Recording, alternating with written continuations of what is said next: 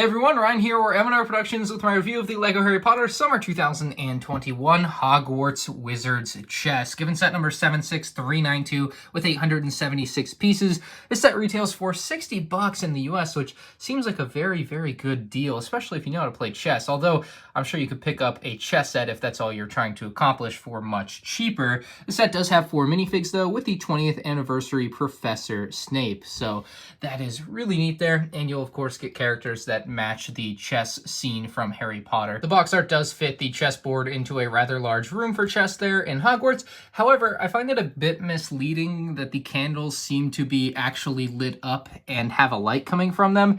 Like, I can see some people that aren't huge LEGO fans or just commonly buying LEGO sets not realizing that they actually aren't going to light up. So that's a little bit odd in my opinion. It just seems a little misleading. And then the back of the box is kind of different than what you would normally see because it shows you how many of each chess piece you are receiving for the black and white colors there. And then it also has the dimensions of the board, which is a perfect square at 10.6 inches by 10.6 inches. You can see a nice view of the game being played out there with Harry, Hermione, and Ron. And this set in particular comes with 3 collectible wizard cards. So it's another way to get more wizard cards, although it certainly won't be the most cost-efficient way to do so. The 20th anniversary gold figure in this set is Professor Snape. He looks decent, I suppose, for what it is for these 20th anniversary Harry Potter minifigures.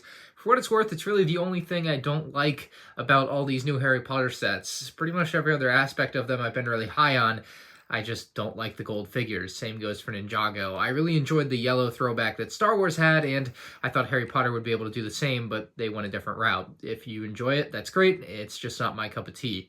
Getting into the other 3 characters that actually have something to do with the set, though, Harry Potter here looks phenomenal. He's got a small rip on his red sweater. He's got the dark tan legs, which is one of my favorite colors for LEGO. You can see a few folds on the back of his clothing there. Nice normal Harry Potter hairpiece, and you can see his scar with a nice smirk on his one face. And he's got a much more scared facial expression on the other side. Hermione here has a bit of a green sweater with some red intertwined. Looks very Christmassy. You can see the back there, and she's got her dark tan wand. She's got the short gray leg piece, and of course the normal Hermione hairpiece. Nice smirk on her, just like Harry. And a second, much more scared face on the other side. And finally, we have Ron Weasley here, red hair, got the nice smile.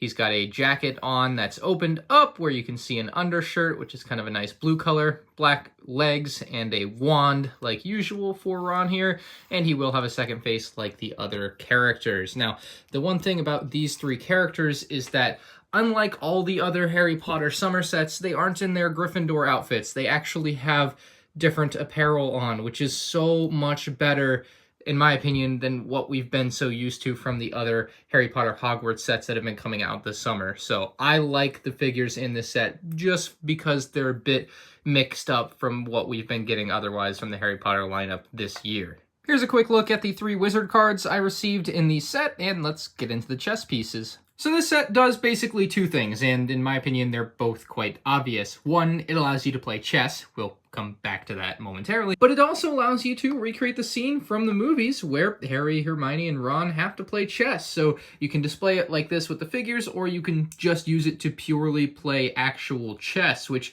gives it this nice kind of 2-way usage. And to me, it's more of a chess set for the idea of playing chess, but owning a Harry Potter chess set, more so than the chess scene from Harry Potter. That's kind of the way that I look at this set. Now, maybe you feel differently and you think it's great that you can recreate the scene, but I think of this just more as a way to play chess. And so you have all the individual chess pieces, and all of them are built the same. So you'll see the rooks on both sides are built exactly the same, except they are done in different colors. And it's going to be the same for the pawns, the knights, the bishops, the king, the queen. Everything here is built exactly the same, just color swap, just to be clear. There's no difference in the build from side to side. And so we'll start with the pawn here. What I really like about these is they use the minor helmet backwards. Looks very good. Very simple build with a couple of swords. Nice pawn guy there. Next up, we have the rook, who has a very nice shield piece, uses a sword on the side, and then a knight's helmet on top. Kind of the same deal for the knight here, and they actually did a great job recreating the horse that the knight is supposed to be riding, so I actually really like the angle that they gave it to. Looks very nice, very well done for as few Lego pieces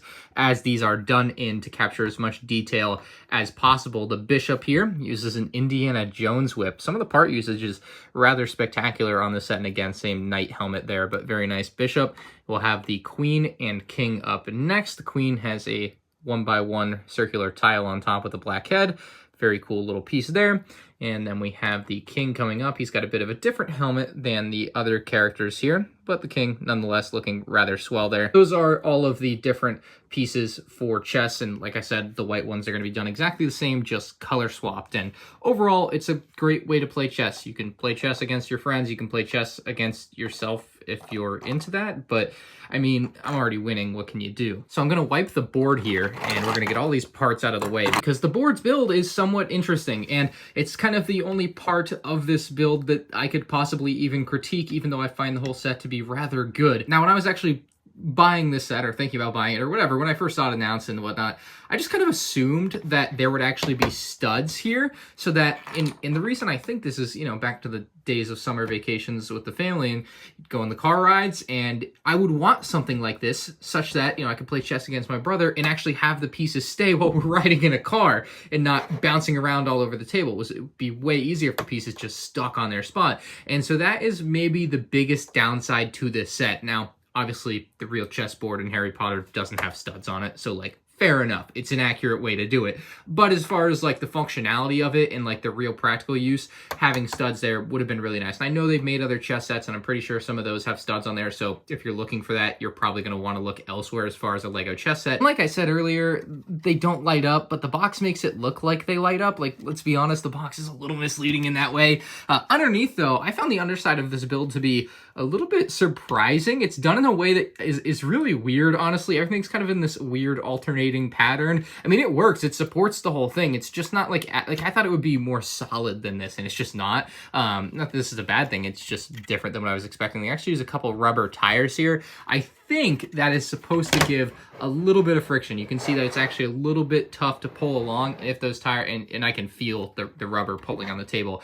If those tires weren't there, it would certainly slide much easier. So that's definitely a big plus on the bottom that they were able to work into that. But overall, this is a really simple and easy to do build, because there's a lot of repetitive building, a lot of building the same thing over and over again. Placing these tiles in rows is like as easy as it gets. So it's kind of fun in that way that it's a different style of Lego build than you might be used to. This is just such a genuinely great set for both playing chess, learning how to play chess for kids, and for recreating a pretty famous scene from Harry Potter. However, I still think its biggest downfall is that it doesn't actually teach kids how to play chess. I think it would have been very beneficial if it were able to do that. There's just nothing in the instructions that explains how the heck you're supposed to play this game. Now, the flip side of that is, well, parents should just teach them if they want to know, or if they don't know, the vast wealth of knowledge on the internet could certainly be of assistance, or maybe they've already learned through school. There's a large number of ways to learn how to play chess that I guess don't need to be put in a Lego instruction manual. It just felt like it would have been that nice extra touch that would have given this set a really great vibe for teaching kids how to play chess. But nonetheless, it's still really good. You also have the bonuses for the set, which are great bonuses. Like I said, I don't like the gold figures, but you know, if you like them, good for you. And yeah, so overall, 9 out of 10 for me. Other than not having studs to keep the parts down if you were actually like in a moving vehicle trying to play chess, I really don't see much else of any downsides to this build. I think it's awesome. I think it's great for the price. I think it's like 850 something pieces for 60 bucks. So price per piece, people, you got to be satisfied here. But awesome set. Let me know what you guys think about it in the comments section below. If you're new to the channel, make sure you subscribe, and you can check out other LEGO Harry Potter Summer 2021 set reviews on the end screen now.